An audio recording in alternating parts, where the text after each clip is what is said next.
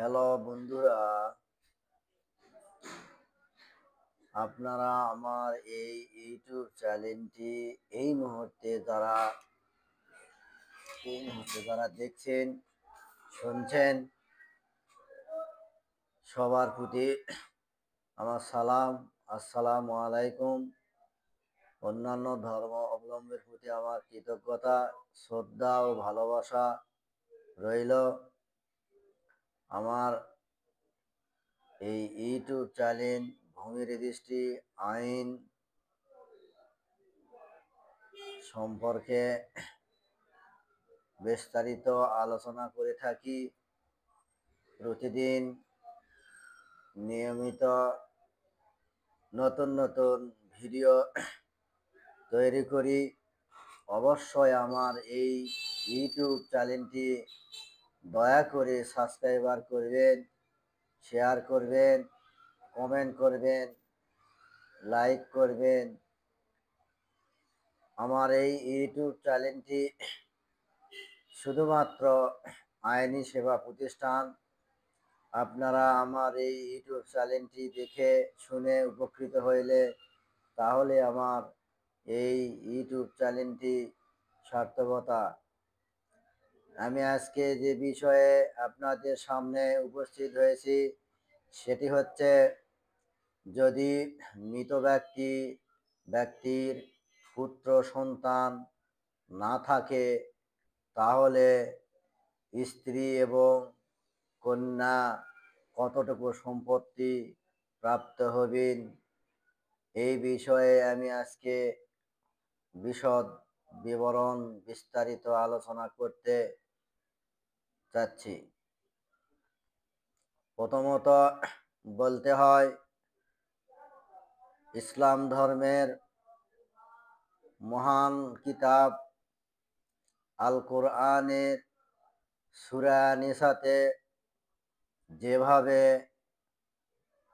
সম্পত্তি ওয়ারিশ গুণের মধ্যে স্বয়ং আল্লাহ বিলি বন্টন করে দিয়েছেন, সেই হিসাবে বর্তমান বাংলাদেশে ভূমি রেজিস্ট্রেশন আইন 1908 সালের এই আইনে একইভাবে মৃত ব্যক্তির পুত্র সন্তান না থাকলে তার স্ত্রী এবং কন্যারা কতটুকু অংশ পাইবেন, সেই অংশ বাংলাদেশ ভূমি আইনে বিস্তারিতভাবে বলা রয়েছে। আমাদের সমাজে অনেক ব্যক্তিকে আল্লাহ পুত্র সন্তান দেননি, যার কারণে পরিবারে একটি অসন্তুষ্ট বা মন খারাপ হয়ে থাকে। এই ফয়সালাটি আল্লাহ স্বয়ং করে দিয়েছেন, কারণ সন্তান দানের মালিক একমাত্র আল্লাহ, এবং আল্লাহ ধন সম্পদের মালিক, এবং আল্লাহ ধন সম্পদ বিলে বন্টন কিভাবে দুনিয়াতে করবে সেই জন্য ফরজ করে দিয়েছেন। আমাদের ইসলাম ধর্মে মুসলিম ফরজ অনুযায়ী পুত্র সন্তান যদি না থাকে তাহলে স্ত্রী কতটুকু সম্পত্তি পাইবে, এবং প্রথমত বলতে হয়, সম্পত্তি বিলি বন্টনের ক্ষেত্রে আমাদের 16 আনায় অংশ হিসাব করতে হয়। এই 16 আনা অংশ মোটামুটি সবাই আমরা বুঝি। এই 16 আনা অংশ হিসাবে আজকে আমি ভাগ করে দিব। মৃত ব্যক্তির ধরুন 20 শতক জমি রয়েছে বিভিন্ন দাগে, কিন্তু পুত্র সন্তান নেই। এই সম্পত্তিটি কিভাবে আপনারা ভাগ করে নেবেন? ওয়ারিশ সূত্রে প্রথমত মৃত ব্যক্তির এই সম্পত্তিতে 2 আনা অংশ তার স্ত্রী প্রাপ্ত হবেন। দ্বিতীয়ত মৃত ব্যক্তির অবশিষ্ট অংশ স্ত্রী প্রাপ্ত হওয়ার পর অবশিষ্ট অংশ যতটুকু থাকবে অতটুকু সম্পত্তির অর্ধেক অংশ পেয়ে যাবেন। আপনারা প্রশ্ন করতে পারেন, কোনো মৃত ব্যক্তির একমাত্র কন্যা রয়েছে, আর কোনো সন্তান নেই, মেয়ে সন্তান, এবং একের অধিক কন্যা সন্তান রয়েছে, তাহলে এই সম্পত্তি কিভাবে ভাগ বন্টন করবেন বা ফারাজ করবেন? অবশ্যই সূরা নিসা এবং রেজিস্ট্রেশন আইনে মুসলিম ফরাইজে বলা রয়েছে যে মৃত ব্যক্তির তার স্ত্রী প্রাপ্ত হওয়ার পর যতটুকু সম্পত্তি থাকবে অতটুকু সম্পত্তির অর্ধেক পরিমাণ কন্যা সন্তানেরা প্রাপ্ত হবেন।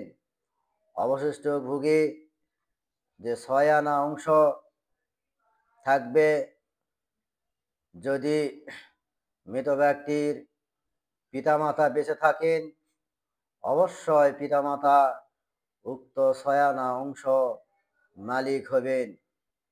যদি কোনো কারণে পিতামাতা বেঁচে না থাকেন অবশ্যই উক্ত সম্পত্তি মৃত ব্যক্তির ভাই বোন বেঁচে থাকেন তাহলে অবশ্যই এই 6 আনা অংশ অবশ্যই ভাই বোন অংশ পাইবেন। আমাদের সমাজে একটি প্রথা রয়েছে, পুত্র সন্তান না থাকলে ভাতিজা সম্পত্তি পায়। এটা একটা ভুল ভ্রান্ত ধারণা, কারণ মৃত ব্যক্তির পিতামাতা বেঁচে থাকলে 6 আনা অংশ পিতামাতা প্রাপ্ত হন। পিতামাতা মারা যাওয়ার পর তার সন্তানেরা মৃত ব্যক্তির ভাই বোনেরা পান, এবং মৃত ব্যক্তির ভাই বোনেরা মারা গেলে অবশ্যই তার ভাতিজা ভাগনা প্রাপ্ত হবেন। এভাবেই ওয়ারিশের সম্পত্তি একজন মৃত্যুবরণ করলে আরেকজন প্রাপ্ত হবেন। এইভাবে ওয়ারিশ চলেই যাবে, ওয়ারিশের পর ওয়ারিশ। ওয়ারিশের সম্পত্তি কোনোদিন শর্তহীন হয় না। যতক্ষণ পর্যন্ত ওয়ারিশগণ ওই সম্পত্তি হস্তান্তর করেন নাই ততক্ষণ পর্যন্ত ওয়ারিশের সম্পত্তি অবশ্যই শর্ত থেকে যায়। যার কারণে বাংলাদেশে বিভিন্ন ফৌজদারি মামলা, দেওয়ানি মামলাতে এইসব ওয়ারিশান সম্পত্তি নিয়ে মামলা মোকদ্দমা, হয়রানি এবং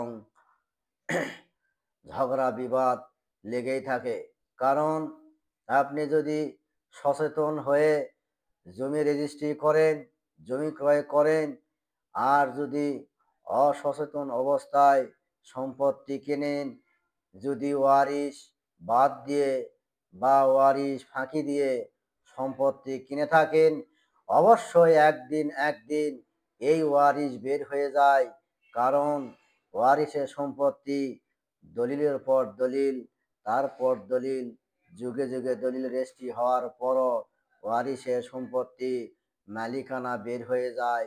পুরুনায় আবার ওয়ারিশ বোনের নিকট থেকে হয় দলিল করে নিতে হয়, নতুবা উক্ত সম্পত্তি প্রাপ্ত ওয়ারিশগণকে অবশ্যই ছেড়ে দিতে বাধ্য হওয়া লাগে। কারণ জমি আপনি কিনেছেন ওয়ারিশ বাদ দিয়ে, ওয়ারিশের সম্পত্তি কোনোদিন দলিল লাগে না। তারা এমনিতেই রক্তের সম্পর্কে, বন্ধনের সম্পর্কে উক্ত সম্পত্তিটি প্রাপ্ত হন।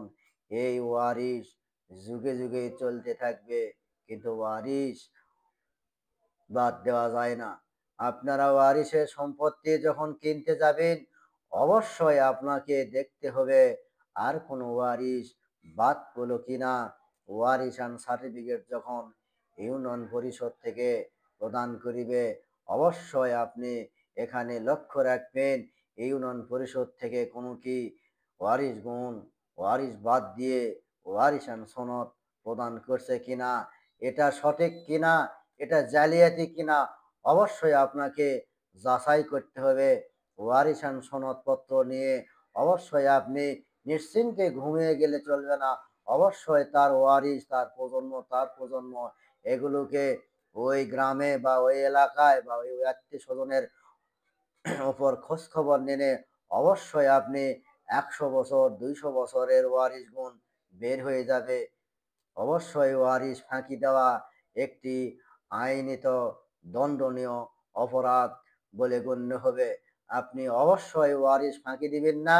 ওয়ারিশ ফাঁকি দেওয়া মানে আল্লাহ ও এই দুনিয়ায় বেআইনি কাজ হিসাবে আখ্যায়িত হবেন, যা একটি নিন্দনীয় কাজ বলে গণ্য হবে। এবং এই নিন্দনীয় কাজের সর্বশেষ ফলাফল হচ্ছে ওয়ারিশ ফাঁকি দিয়ে সম্পত্তি ক্রয় করলে অবশ্যই আপনাকে ওয়ারিশ গুণের নিকট থেকে দলিল করে নিতে হবে, নতুবা আপনার সম্পত্তি ওয়ারিশ গুণকে দখল ছেড়ে দিতে বাধ্য হবেন। এই ওয়ারিশ গুণ উপযুক্ত ওয়ারিশ গুণ আদালত সাব্যস্ত করে আপনাকে আইনের মাধ্যমে আপনার সম্পত্তিটিকে ছেড়ে দিতে বাধ্য হবেন, নতুবা আপনার আইনজ্ঞ আইন অনুযায়ী আপনার বিচার হবে এবং আইনের বরখলাপ করার কারণে আপনার দণ্ডনীয় অপরাধ বলে গণ্যিত হবেন। আমি মোহাম্মদ আব্দুল হাকিম ইউটিউব চ্যানেলের পক্ষ থেকে আমার এই বক্তব্যটি যে যেখান থেকে শুনছেন দয়া করে সাবস্ক্রাইবার করবেন এবং ওয়ারিশের সম্পত্তি ক্রয় করে নিশ্চিন্তে নির্বিঘ্নে আপনারা ভোগ দখল করতে থাকুন। আপনাদের এই বক্তব্য শুনে অবশ্যই উপকৃত হবেন। এই উপকৃত হয়ে আপনারা মামলা মোকদ্দমা ইত্যাদিতে ঝামেলা যদি পড়তে না হয়, সচেতন হয়ে জমি ক্রয় করুন, তাহলেই আমার সার্থকতা। আজ আর বেশি কথা না বলি, সেই সাথে সবার দীর্ঘ আয়ু কামনা করে, সুস্থতা কামনা করে আপনাদের মাঝে থেকে বিদায় নিচ্ছি। আল্লাহ হাফেজ।